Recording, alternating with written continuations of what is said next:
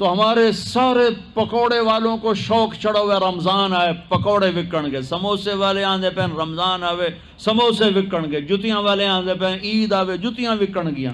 وہ کسی کو یہ شوق ہی نہیں کہ بخشش ہوگی، اللہ راضی ہوگا، جنت ملے گی، اللہ کی محبت میں بھوک لگے گی، اللہ کے عشق میں پیاس لگے گی۔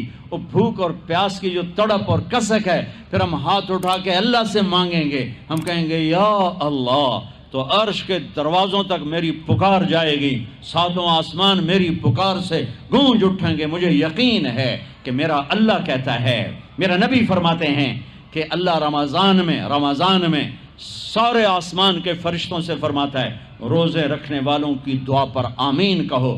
عرش کے فرشتوں سے اللہ فرماتا ہے میری تسبیح چھوڑ دو، رمضان کے روزے رکھنے والوں کی دعا پر آمین کہو، آمین کہو۔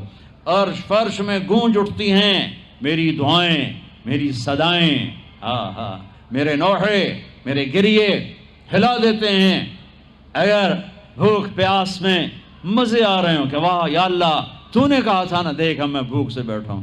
اس لیے افطار کے وقت دعا کیوں قبول ہے؟ افطار کے وقت کھانا سامنے ہے، پانی سامنے ہے، اور آواز کان لگے ہوئے ہیں سائرن کی آواز پر، تو اللہ کہتا ہے یہ فرشتہ، یہ میرے بندے، کھانا بھی سامنے ہے، پانی بھی سامنے، یہ کیوں نہیں کھا رہے، یہ کیوں نہیں پی رہے؟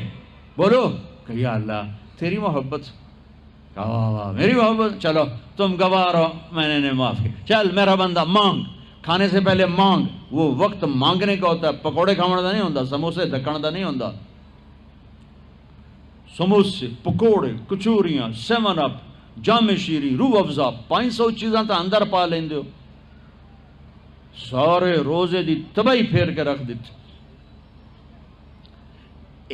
ایک مہینے کے لیے اوور آلنگ ہے، اوور آلنگ، ٹیوننگ ہے، ٹیوننگ، تھوڑا کھاؤ، تھوڑا کھاؤ، تھوڑا کھاؤ، ٹھنڈے شربت مت پیو، ٹھنڈے شربت مت پیو افطاری کے وقت، بعد میں پینا تو پی لو، این افطاری کے وقت اپنے اوپر ظلم مت کرو۔ سارے دن کا انجن گرم ہے، ایک دم اس کے اوپر برف پھینکتے ہو، تھوڑی دیر صبر کر کے سادہ پانی پی لو، نماز پڑھ لو، پی لو، جام شیری پیو، سیون اپ پیو، جو مرضی پیو، ٹھنڈا پیو، گرم پیو، جو مرضی پیو، لیکن این روزے کے وقت بچو تلی ہوئی چیزوں سے، کراری چیزوں سے، مسالے دار چیزوں سے، ثقیل چیزوں سے بچو، ہلکا پھلکا رکھو پیٹ کو، ہلکا پھلکا، تاکہ روزے کا مقصد حاصل ہو کہ جسم پاک ہو، غلاظتوں سے، گندگیوں سے پاک ہو، صاف ہو۔ ہاں، اور اپنے دل کو بھی صاف۔ رمضان میں سب کی بخشش ہو جاتی، سب کی، 4 نہیں بخشے جاتے، 4 آدمی نہیں بخشے جاتے، 4 قسم کے مرد عورت، سب کی بخشش ہو جاتی، سب کی، 4۔ اللہ تعالی ہماری حفاظت فرما لے۔ کسی بھائی میں یہ عیب ہے، ابھی سن کے توبہ کر لینا، شراب پینے والا، مستقل شراب پینے والا، رمضان میں بخشش نہیں، ماں باپ کا نافرمان، ماں باپ کا نافرمان، بخشش نہیں۔ ماں باپ کے نافرمان کے لیے تو میرے نبی نے کہا کہ اللہ ہر گناہ کی سزا موت کے بعد دے گا، ماں باپ کے نافرمان کو یہیں سے شروع کرے گا اور آگے تک لے کے جائے گا، یہاں بھی سزا دے گا اور آگے بھی سزا دے گا۔ صرف ایک گناہ دنیا میں ایسا ہے، کفر شرک کی سزا بھی موت کے بعد، زنا شراب جوے کی سزا سود کی موت کے بعد ہے۔ ایک گناہ ماں باپ کی دل آزاری، دل دکھانا، اللہ یہاں سے یہ سزا شروع کرتا ہے اور آخر تک پہ چلاتا ہے اس کو۔ میرے نبی سے پوچھا گیا یا رسول اللہ قیامت کب آئے گی؟ آپ نے کہا اللہ کو پتہ ہے۔ کہ کوئی نشانی بتائیں؟ کہ جب ماؤں کو ذلیل کیا جائے گا قیامت آ جائے گی۔ ماں باپ کا نافرمان۔ تیسرا کون ہے؟ رشتہ داروں سے لڑنے والا، کبھی بھائی سے لڑا، کبھی بہن سے لڑا، کبھی خالہ سے، کبھی چاچے سے، کبھی مامے سے، کبھی تائے سے، کبھی پھوپھے سے، قریبی رشتوں سے لڑنے والا اور تعلق توڑنے والا، اس کی بخشش نہیں ہوگی۔ چوتھا کون ہے؟ کینہ رکھنے والا، کینہ، شحن، ایک ہوتا ہے بغض، ایک ہوتا ہے کینہ، شحن، بغض، شحن۔ بغض کیا ہے؟ بغض کیا ہے؟ کہ مجھے انصر بھائی سے نفرت ہے، یہ بغض۔ اور کینہ کیا ہے؟ کہ میں ان کو نقصان پہنچانا چاہتا ہوں۔ نفرت کے ساتھ ان کی ٹانگیں کھینچنا چاہتا ہوں، اس کو کینہ کہتے ہیں۔ تو یہ 4 برائیاں معاف نہیں ہیں۔ ہاں کوئی توبہ کرے تو سب معاف ہو گیا، سب معاف ہو گیا، سب معاف ہو گیا۔ تو اللہ نے ہمیں رمضان کا مہینہ دیا ہے، جہنم کے دروازے بند ہو جائیں گے، جنت کے دروازے کھل جائیں گے، فرض 70 فرض کے برابر ہو جائے گا، نفل فرضوں کے برابر ہو جائے گا، تراویح کے ہر سجدے پر 1500 نیکی لکھی جائے گی، ہر سجدے پر 1500 نیکی لکھی جائے گی، 20 رکعت 40 سجدے 60,000 روزانہ۔ یہ تمہارے کلب ایدا پٹھا جا نہ ہے کی نہ ہے میں نے حالی تھی نہیں سر لگی ہے تھی آدھے کی ہو، چلو جڑا بھی نہ ہے ٹھیک۔ یہ بہت بڑا کلب مجھے نظر آیا۔ یہ یہاں باہر ایک چھوٹا سا پرچہ لگا دیں کہ جو یہاں آ کے تراویح پڑھے گا ہر سجدے پر اس کو 150 روپیہ دے، 150 چھوڑو 15 روپے دیے جائیں، ہر سجدے پہ 15 روپے دیا۔ ایتھے ویکھا جی لڑائیاں کیویں ہوندیاں، اے سارے پوترے دادیاں نو چاہتے لے آون گے، 2 نانیاں نو چاہتے، نانی ٹر آج تراویح تینوں پڑھاون،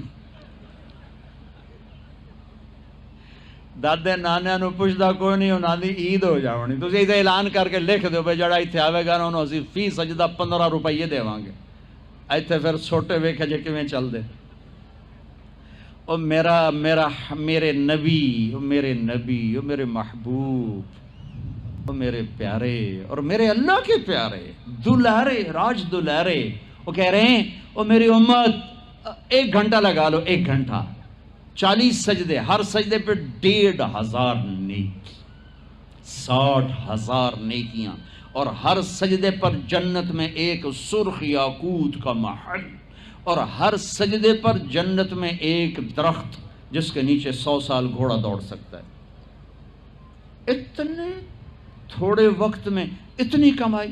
اب 8 تراویح پڑھ کے آدھی مسجد خالی جا رہے، کتھے جا رہے ہو، کی کرن جا رہے ہو، کوئی کام نہیں، 8 پڑھ کے جوتا اٹھا کے جا رہے ہیں۔ اے بھائی پڑھ دو، سال کے بعد آیا ہے موقع اللہ سے لینے کا، اور ہر سجدے پر یہ کچھ اللہ دے رہا ہے۔ اور پھر جب آخری رات ہوتی تو اللہ فرماتے ہیں میرے فرشتوں، میرے بندوں کی رات کی تراویح اور دن کا روزہ، اس کے بدلے میں نے ان کے پچھلے سارے گناہ معاف کر دیے۔ اور آسمان پہ ایک فرشتہ اعلان کرتا ہے یا باغ الخیر ابشر و اقبل، اے بھلائی کے چاہنے والے آگے بڑھ خوشخبری ہو، اور اے برائی کے کرنے والے بس کر اور واپس ہو۔ اور اللہ کا عرش مستقل پہلے آسمان پہ آ جاتا ہے، عرفات کے دن صرف عرفہ کے دن پہلے آسمان پر، لیکن رمضان میں پورا رمضان عرش پہلے آسمان پر۔ اور میرے اللہ کا اعلان ہے، کوئی بخشش چاہنے والا ہے، کوئی توبہ کرنے والا ہے، کوئی رزق لینے والا ہے، کوئی سوال کرنے والا ہے، کوئی دنیا اور آخرت کی حاجت لینے والا ہے، کوئی مانگنے والا، ہر وقت اللہ کی طرف سے اعلان ہوتا ہے۔ اس مہینے کو بناؤ، دنیا کماؤ، حلال کمانا، کوئی میں تو ویسے مذاقن کہہ رہا ہوں، ہر ایک دنیا کمانا کوئی منع تھوڑا ہی، حلال کمانا کوئی منع تھوڑا ہی ہے، لیکن ایسی کمائی میں نہ لگو کہ روزے پہ زد پڑے، تراویح پہ زد پڑے، تلاوت پہ زد پڑے۔